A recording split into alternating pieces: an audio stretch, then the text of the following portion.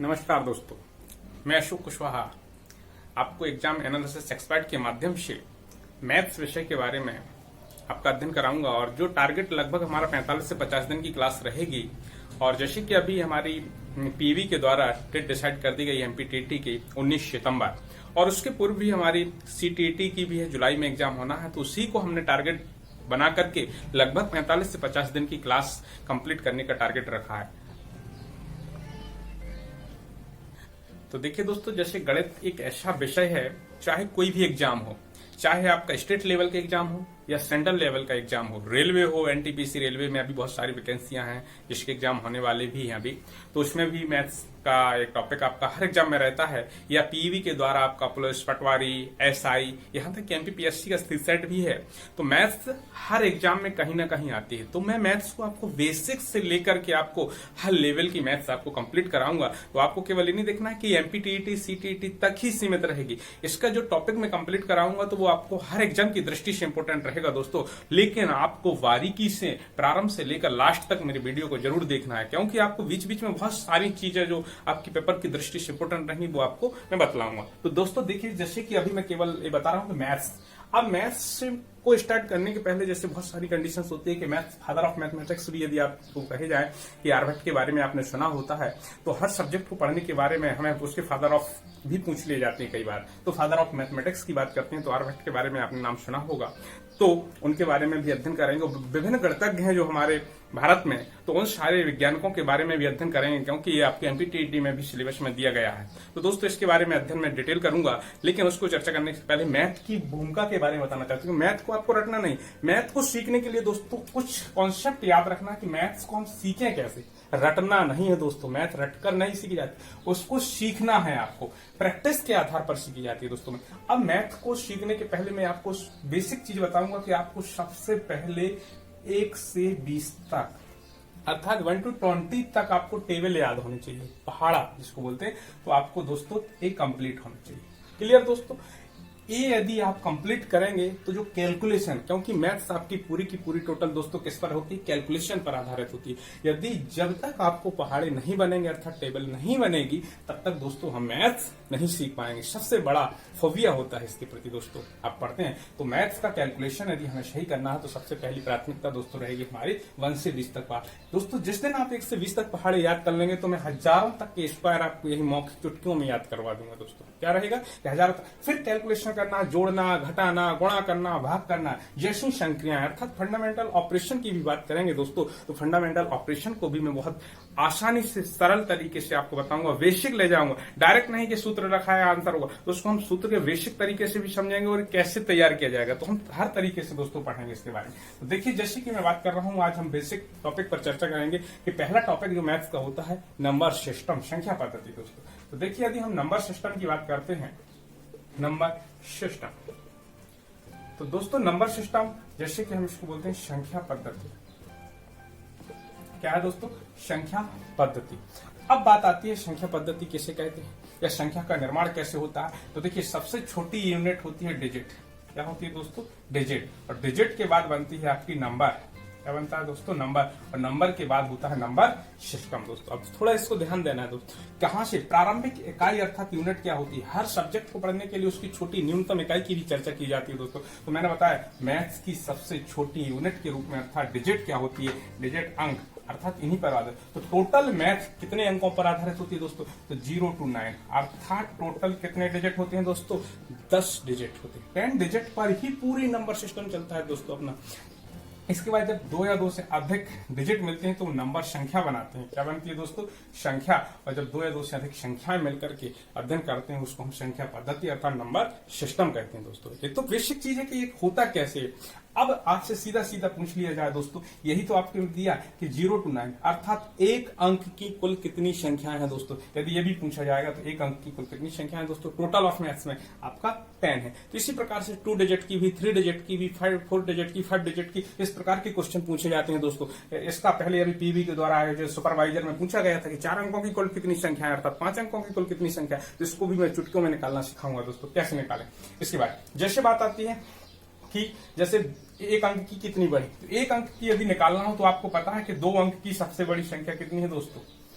है। तो दोस्तों ये तो आपका 0 से 9 तक आप 10 काउंट कर सकते हैं। यदि जैसे आपको 2 डिजिट की निकालना हो, क्या करना हो दोस्तों, 2 डिजिट की कितनी संख्याएं हैं, कितनी संख्या, अब आपको काउंट नहीं करना, आपको 2 डिजिट की सबसे बड़ी निकालनी है। तो इसके लिए क्या करते हैं कि सबसे बड़ी संख्या निकालेंगे, जैसे कि 99, 2 अंक की सबसे बड़ी संख्या कितनी 9, और 1 अंक की सबसे बड़ी कितनी है 9। यदि इसको घटा देंगे तो क्या निकलेगा 90, अर्थात 2 अंक की संख्या कितनी हो जाएंगी दोस्तों 90।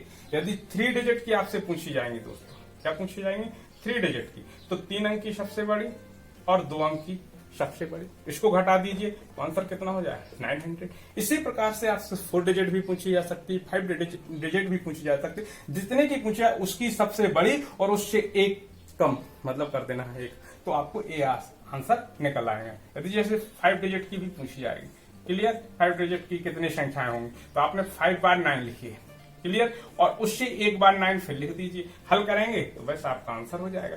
तो आपका कितना हो जाएगा 90,000। तो इस प्रकार से दोस्तों ये भी क्वेश्चन पेपर में पूछा गया है, और वो भी आपका सुपरवाइजर के एग्जाम में पूछा गया है। तो ये बेसिक क्वेश्चन होते हैं, लेकिन ये कई बार हम गलत कर देते हैं दोस्तों। ये तो ही डिजिट, नंबर और नंबर सिस्टम के बारे में दोस्तों। अब देखिए और आगे देखेंगे। अब बात आती है दोस्तों कि जैसे मैंने कहा डिजिट अंक।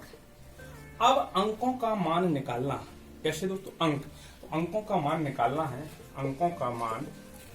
तो दोस्तों इसमें 2 प्रकार के नाम आपने सुने होंगे, एक जाति मान पढ़ा होगा और एक स्थानीय मान पढ़ा होगा दोस्तों। क्या पढ़ा है आपने, जातीय मान और स्थानीय मान। देखिए दोस्तों ये 2 आपको अंकों के मान निकालना है, जैसा कि नाम है। अब जातीय मान को भी कई प्रकार से जाना जाता है, जैसे जातीय मान को हम नैज मान भी बोलते हैं। क्या मानते हैं, नैज मान। इसको अंकित मान भी कहते हैं। क्या कहते हैं दोस्तों, अंकित मान कहते हैं। इसलिए इसको फेस वैल्यू के रूप में, क्या होती है, फेस वैल्यू। अब बात आती है दूसरी स्थानीय मान, प्लेस वैल्यू। प्लेस वैल्यू दोस्तों अब इसको समझना है, फेस वैल्यू और प्लेस वैल्यू, अर्थात स्थानीय मान और जातीय मान। अब यदि इसके बारे में भी पूछ लिया जाए कि जाति मान होता क्या है, जैसे यदि कोई संख्या लिखी है 4652 में 6 का जाति मान और स्थानीय मान ज्ञात कीजिए दोस्तों, ये क्वेश्चन पूछा जा सकता है। अब हम कैसे निकालेंगे, जैसे हमने कहा 6 का, किसका, 6 का जाति मान। तो देखिए अब आपको इसकी डेफिनेशन, जाति मान कभी बदलता नहीं है दोस्तों। क्या कंडीशन, जाति मान उसका स्वयं का मान जो होती है, अर्थात स्वयं की जो वैल्यू होगी उसकी वही वैल्यू होगी, परंतु प्लेस वैल्यू, अब बात आती है प्लेस वैल्यू स्थान के अनुसार बदल जाती है दोस्तों। कैसे बदल जाएगी इसको भी समझे। देखिए जैसे संख्या होती है, संख्या लिखने का तरीका भी मैंने बतलाया कि जैसे संख्या लिखते हैं सबसे पहले इकाई, दहाई, सैकड़ा, हजार, 10,000, इस प्रकार से चलेंगे। तो ये भी आपको याद रखना कि संख्या को लिखने का तरीका, क्योंकि जब आप स्थानीय मान देखेंगे तो इसमें आपको बहुत सारी क्वेश्चन लिखने को, तो जैसे आपका राइट टू लेफ्ट की बात कही गई, तो ये आया अपना इकाई की यूनिट, फिर इसके बाद दहाई, सैकड़ा, हजार। तो यहाँ पर किस स्थान पर है आपका 6 दोस्तों, किस स्थान पर है, स्थान की बात, स्थानीय मान है। इसका जाति मान तो मैंने बताया कि स्वयं का मान ही उसका जाति मान होगा दोस्तों, लेकिन यदि इसी 6 के प्लेस वैल्यू की बात की गई, 6 की जो प्लेस वैल्यू रहेगी, अब वो कहते तो वो किस स्थान पर है, सैकड़े के स्थान पर। यहां से गिनिए दोस्तों, इकाई, दहाई, सैकड़ा, तो वो किस स्थान पर बैठा है, 6, सैकड़े के स्थान पर है। अर्थात सैकड़े के स्थान पर होगा तो कितने अंक बाद, तो उतने 0 आपको लगा देना है दोस्तों। क्या कर देना है, उतने 0, अर्थात उसका क्या निकल आएगा, आपका स्थानीय मान निकल आएगा। क्लियर हुआ दोस्तों। तो यहां से स्थानीय मान, तो मैंने बताया कि पद चेंज होगा। जैसे एक एग्जांपल के तौर पे आप समझ सकते हैं कि जैसे मेरा नाम अशोक कुशवाहा है, थोड़ा समझना है दोस्तों, अशोक कुशवाहा, तो मेरी जाति दोस्तों क्या है, कुशवाहा। देखिए दोस्तों जैसे मैंने आपको बतलाया कि मेरा नाम अशोक कुशवाहा है, तो देखिए मेरी जाति क्या है, कुशवाहा है, जो कभी नहीं बदलेगी दोस्तों। कोई भी होगा जिसका सरनेम जो होगा वो कभी नहीं बदलता। इसी प्रकार से जाति मान कभी नहीं बदले, लेकिन मेरी पद के अनुसार वैल्यू बदल जाएगी। आज मैं यदि टीचर हूं, टीचर के बाद मैं यदि कोई भी पद का धारण कर लेता हूं, यदि मैं आपका तहसीलदार बन जाता हूं, यदि फिर डिप्टी कलेक्टर बन जाता हूं, डीसी बन जाता हूं, तो मेरी उसके अनुसार वैल्यू बदल जाएगी दोस्तों। क्लियर होगा। तो इसके प्लेस के स्थान पर क्या होती है दोस्तों, वैल्यू बदल जाती है। इसी प्रकार से जाति मान और स्थानीय मान के बारे में देखेंगे। जैसे कि दोस्तों एक क्वेश्चन आपसे पूछा जा सकता है, देखिए अब जाति मान और स्थानीय मान के बारे में क्वेश्चन कैसे बनेंगे दोस्तों, ये चीज देखना, ध्यान देना कि जैसे क्वेश्चन आ जाए 7,878 में दोनों 7 के स्थानीय मान और जाति मान का योग और अंतर ज्ञात कीजिए। कुछ भी, योग भी पूछा जा सकता है, अंतर भी पूछा जा सकता है, गुणा भी पूछा जा सकता है। दोस्तों समझिए क्वेश्चन, मैंने कहा 7 की, यदि हमने 7 के स्थानीय मान और जाति मान के बारे में बात कही गई है, तो दोनों 7 के स्थानीय मान। तो देखिए दोस्तों, इसको 2 प्रकार से क्वेश्चन बनेगा। एक चीज ध्यान रखना, या तो पहले मैं इसको एक कर दीजिए, 7 के स्थानीय मान और जाति मान का योग अंतर। जैसे 8,778 दिया है, इसको हम मान लें 7 के स्थानीय मान और जाति मान। तो 7 का स्थानीय मान क्या होगा दोस्तों, 70 होगा, और 7 का जाति मान क्या होगा दोस्तों, 7 होगा। यदि इसका अंतर पूछा जाएगा तो अंतर भी योग पूछा जाएगा, तो 70 + 7। देखिए एक कंडीशन, यदि योग पूछा जाएगा तो योग कर देंगे, और अंतर पूछा जाएगा तो अंतर कर देंगे। यदि योग पूछा जाएगा कितना होगा आंसर, 77। यदि आपका डिफरेंस होगा तो 10 से 7 जाएगा 3, यहाँ पर कितना बचेगा 6, अर्थात 63 आंसर। क्लियर हुआ दोस्तों, एक क्वेश्चन हुआ। यदि यहीं से फिर क्वेश्चन, ये क्लियर हुआ दोस्तों ये वाला क्वेश्चन। इसके बाद यदि क्वेश्चन फिर दूसरा बदल जाए, देखिए दोस्तों क्या हो जाएगा। अब देखिए, यदि क्वेश्चन दोस्तों ये आ जाए 7,878 में दोनों 8 के नेज मानों का अंतर ज्ञात कीजिए और योग भी ज्ञात कीजिए। देखिए दोस्तों, ये दोनों चीजें पूछी जा सकती हैं आपसे। 7,878 में दोनों 8 के नेज मानों का अंतर। तो देखिए, इस 8 का मान भी 8 होगा, नेज मान मतलब अंकित मान, दोस्तों समझना है ये चीज, और इधर भी आपका 8 ही है।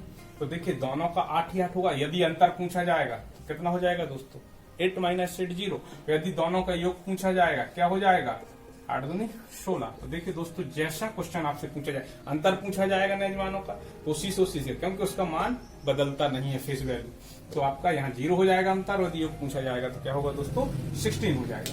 क्लियर हुआ दोस्तों, इस प्रकार से भी क्वेश्चन पूछा जा सकता है पेपर में। अगला टाइप देखिए दोस्तों, अगला टाइप ये रहेगा कि जैसे क्वेश्चन 54.36 में 5 का स्थानीय मान ज्ञात कीजिए। क्या निकालना है दोस्तों, स्थानीय मान निकालना। दशमलव में आ जाए तो डरना नहीं है दोस्तों, जैसा दिया है वैसे ही कर देना है।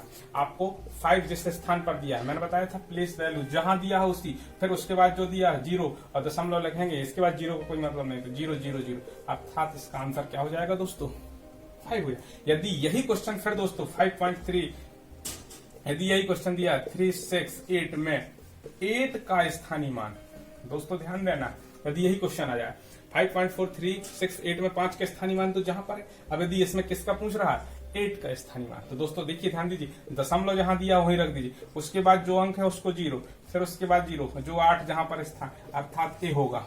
क्लियर, तो 0.008 आपका आंसर होगा दोस्तों। इसको यदि वो बटे में दिया है तो देखिए आपको पता है कि जो संख्या यहाँ लिखी है और इसके बाद बाद लग के कितने अंक 1 2 3, तो उतने 0 आपको बढ़ा देना तो हो जाए। या सरलतम रूप भी पूछा जा सकता है, तो उसको काट दीजिए दोस्तों। तो काटने के बाद जो निकलेगा, जैसे 4 दूना 8, यहाँ भी आप काटेंगे तो 4 से काटेंगे, 4 दूना 8, यहाँ पर वही 20 4 5 20, ये आपका आंसर है। फिर 2 से काट दीजिए। क्लियर हुआ दोस्तों, भाग दे करके, या डायरेक्ट 8 से भी काट सकते हैं दोस्तों। जैसे 2 से फिर काटेंगे, 2 एकम 2, फिर आपका 2 दूने 4, 2 पंचे 10, ये आंसर। जैसा ऑप्शन में दिया हो दोस्तों वैसा आपको टिक करना है, जरूरी नहीं रटना नहीं है। मैंने बताया ना कि आपने देखा 54.368 में 8 का स्थान, तो दशमलव देखना है दोस्तों, जहां दशमलव लगा वहां रख के उस अंक को ज्यों करते हो लिख देना है। इस प्रकार से आपका स्थानीय मान ज्ञात किया जाएगा। तो दशमलव वाले स्थानीय मान में भी गलत नहीं करना। तो दोस्तों ये तो थे आपके जाति मान, स्थानीय मान निकालना। अब इसके बाद देखिए दोस्तों अगला, इसी में अगला टाइप देखेंगे कि नंबर सिस्टम का, कि जैसे आपसे पूछ लिया जाए दोस्तों टाइप ऑफ नंबर, अर्थात संख्याओं के प्रकार के बारे में, इसके बारे में संख्याओं के प्रकार। अब देखिए संख्याएं विभिन्न प्रकार से दोस्तों बदलाएंगे। सबसे पहले आती है, जैसे कि आपने देखा होगा, प्राकृतिक संख्याएं। प्राकृतिक संख्याएं दोस्तों, प्राकृतिक संख्या अर्थात नेचुरल नंबर की बारे में बात की गई है कि नेचुरल नंबर्स होते क्या है। फिर पूर्ण संख्याएं की बात की जाती है। पूर्ण संख्याएं दोस्तों क्या होती है, पूर्ण संख्या। इसी के बाद एक आती है इंटीजर संख्या, अर्थात पूर्णांक संख्या। देखिए दोस्तों इनको गलत नहीं कर, पूर्णांक संख्या देखिए दोस्तों, तो इंटीजर नंबर्स, होल नंबर्स, ठीक है, होल नंबर्स और इंटीजर नंबर्स। देखिए दोस्तों, इसके बारे में हम अध्ययन करेंगे कि नेचुरल नंबर्स होते क्या हैं, होल नंबर्स होते क्या हैं और इंटीजर नंबर्स, ये गलत नहीं। प्राकृतिक संख्याएं वह संख्याएं होती हैं जहां से गिनती की प्रक्रिया प्रारंभ होती है और अनंत तक चलती है। अर्थात हम एक सरल भाषा में समझें कि एक से लेकर अनंत तक चलने वाली सभी संख्याएं हमारी दोस्तों क्या कहलाएंगी, प्राकृतिक संख्या होती। जब प्राकृतिक संख्या में दोस्तों फिर समझना, जब प्राकृतिक संख्याओं में हम जीरो को शामिल कर लेते हैं तो वह संख्याएं क्या बनती है दोस्तों, पूर्ण संख्याएं बनती हैं। अब बात आती है इंटीजर नंबर की दोस्तों, अर्थात पूर्णांक संख्याओं के बारे में। जब हम एक संख्या रेखा पर संख्याओं को व्यक्त करते हैं, किस पर दोस्तों, जब हम एक संख्या रेखा पर व्यक्त करते हैं और जीरो को सेंटर मानते हैं और उसके दाएं और बाएं दोनों ओर अनंत तक के लिए विस्तारित करते हैं, अर्थात जब हम जिन संख्याओं को संख्या रेखा पर व्यक्त करते हैं और पॉजिटिव, नेगेटिव, ये भी याद रखना क्वेश्चन, ये भी क्वेश्चन दोस्तों पूछा जा सकता है कि दाएं ओर और बाएं ओर, तो दाएं ओर क्या रहेगा, पॉजिटिव रहेगा संख्या रेखा के, और बाएं ओर दोस्तों क्या रहेगा, नेगेटिव रहेगा। इस चीज को भी दोस्तों याद रखना है। क्लियर? तो 1 2 3 प्लस में चलेंगे, -1 -2 -3 dot dot dot dot infinity.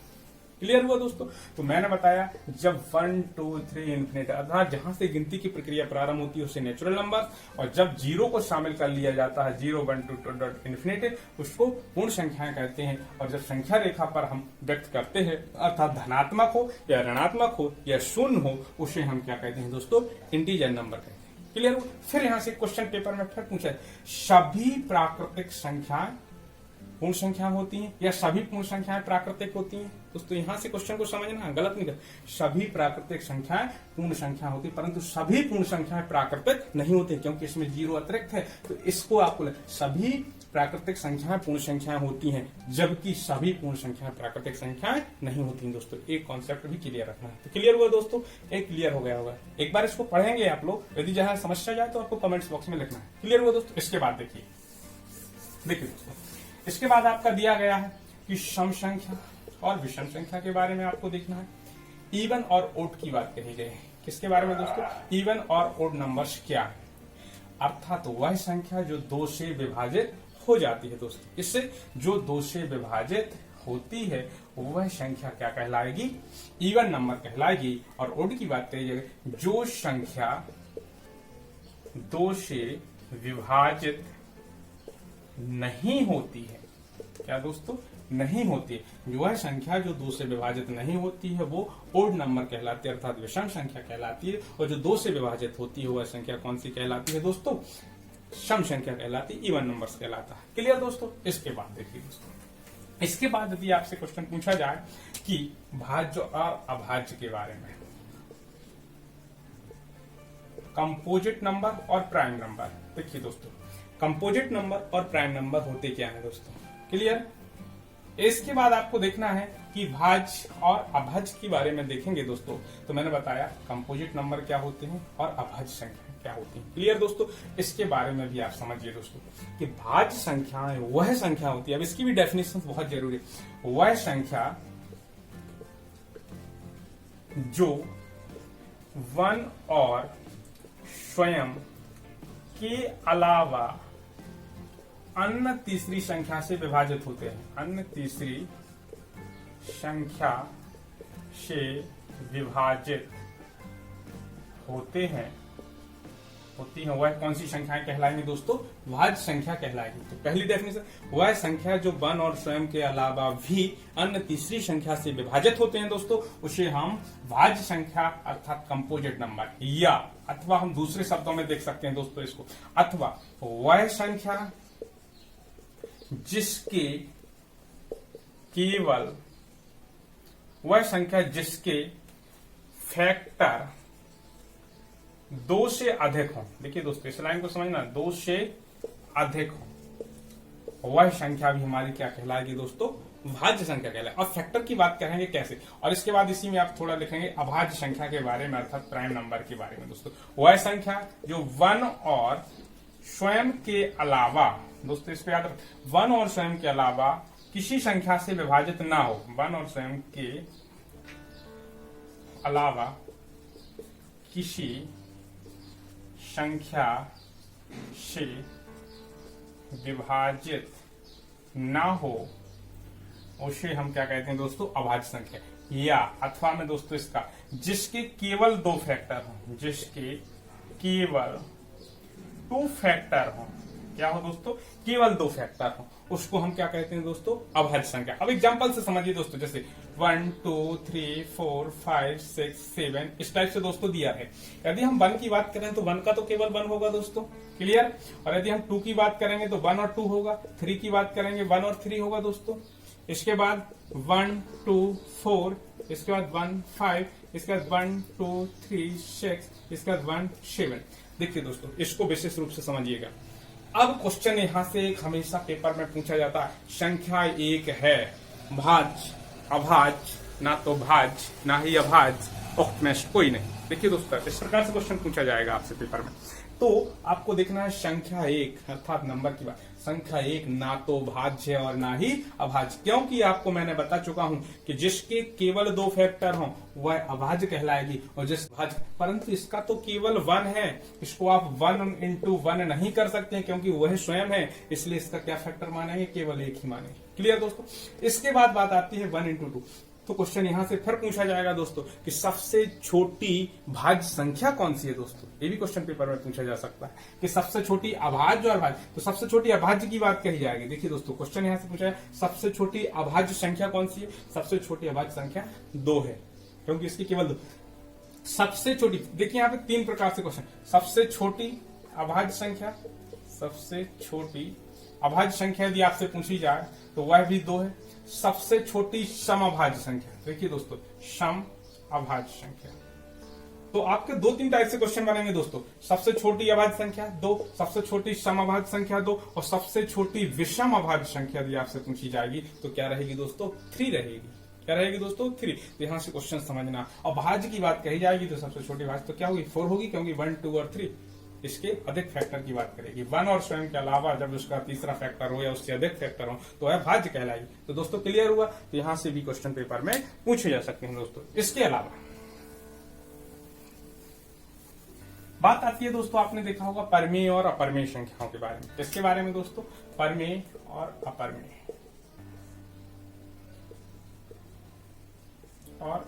संख्या। देखिए दोस्तों, अब ये 2 नंबर आते हैं आपके परमेय और अपरमेय संख्या। तो देखिए, परमेय संख्याएं क्या कहलाती हैं, जिसे हम P/Q के रूप में व्यक्त करते हैं, परंतु Q नॉट इक्वल टू 0 और P और Q क्या होंगे, पूर्णांक होंगे। देखिए दोस्तों, इस चीज को समझना, पूर्णांक अर्थात इंटीजर। परमेय संख्या की डेफिनेशन होती है दोस्तों, जिसे हम P/Q के रूप में अर्थात अंश बटे हर के रूप में व्यक्त करते हैं। Q नॉट इक्वल टू 0 अर्थात हर का मान 0 नहीं होना चाहिए, और P और Q क्या होना चाहिए दोस्तों, पूर्णांक होना चाहिए। पूर्णांक मतलब चाहे धनात्मक हो ऋणात्मक हो किसी भी रूप में हो, परंतु इंटीजर होना चाहिए, पूर्णांक होना चाहिए। जैसे कि बात यदि आपसे कही जाए कि 0 1/2 3/4 या 6/9 इस प्रकार से कुछ संख्या दी जाएंगी, क्लियर, या आपका पाई भी दिया हो या 22/7 भी दिया हो, इस प्रकार से बहुत सारे ऑप्शन दिए। अब यदि पूछ लिया जाए कौन सी परमेय है और कौन सी अपरमेय है, क्लियर दोस्तों, या रूट के अंदर भी √3 √5 इस प्रकार से क्वेश्चन दिए रहेंगे दोस्तों, क्लियर। अब अपरमेय की भी डेफिनेशन, जिसे हम P/Q के रूप में व्यक्त नहीं कर सकते हैं, के रूप में व्यक्त नहीं कर सकते हैं, उसे हम क्या कहते हैं दोस्तों, अपरमेय संख्या कहलाती है दोस्तों, क्लियर। तो ये समझ। अब बात आती है कि जैसे मैंने बताया 0 क्या है, क्वेश्चन यहां से 2 यहां से बनेंगे। देखिए दोस्तों, कि 0 क्या है और पाई क्या है दोस्तों, ये हमेशा पेपर में पूछ लिया।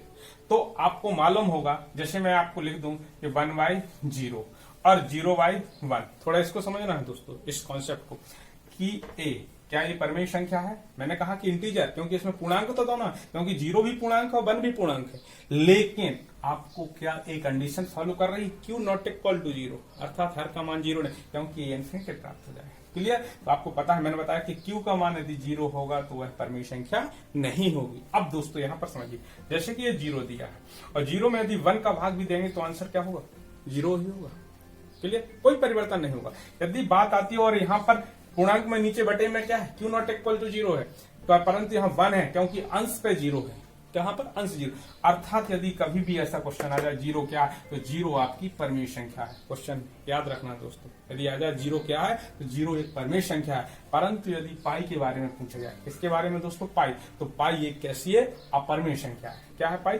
अपरमेय संख्या। मैंने बताया कि जो 22/7, यदि 22/7 दिया हो तो वो परमेय संख्या है। क्या है दोस्तों? परमेय संख्या। परंतु ये 22/7 पाई का सन्निकट मान है, ना कि वास्तविक मान है दोस्तों, याद रखना। इसका मान होता है 3.141414। इस प्रकार से दोस्तों अशांत दशमलव में निकलता है। किस रूप में दोस्तों निकलता है? अशांत दशमलव में होता है। इसलिए इसे हम किस रूप में जानते हैं दोस्तों? अपरमेय संख्या के रूप में जानते हैं। किस रूप में? तो पाई एक अपरमेय संख्या है, या रूट के अंदर लिखी संख्याएं भी यदि आपको मिल जाए तो वो भी सारी क्या होती है दोस्तों? अपरमेय संख्या कहलाती है। क्या कहलाती है दोस्तों? अपरमेय संख्या। तो इसको याद रखना, रूट के अंदर लिखी संख्या या पाई हमारी अपरमेय होगी, बाकी सभी संख्या हम किस रूप में होते हैं? यदि अंश बटे के हर के रूप में जैसे लिख सकते हैं, और क्यू नॉट इक्वल टू 0, तो हमारी क्या कहलाएगी दोस्तों? परमेय संख्या कहलाएगी। क्लियर हुआ दोस्तों? यहां से क्वेश्चन पेपर में आपके पूछे जा सकते हैं। अब जो शांत अशांत दशमलव, तो अगला टॉपिक जो फ्रैक्शन का मैं पढ़ाऊंगा दोस्तों, वहां पर इसकी डिस्क्राइब चर्चा करूंगा। शांत दशमलव, अशांत दशमलव, अशांत दशमलव को भी दो भागों में बांटेंगे। एक क्रमिक अशांत दशमलव किस टाइप से रहेगा, तो दोस्तों उसकी भी हम विस्तृत चर्चा करेंगे। क्लियर हुआ दोस्तों? तो हुआ अपनी परमेय और अपरमेय संख्या के बारे में। देखिए दोस्तों, इसके बाद कभी कभी एक सह अभाज्य के बारे में लिखिए, कोप्राइम सह अभाज्य।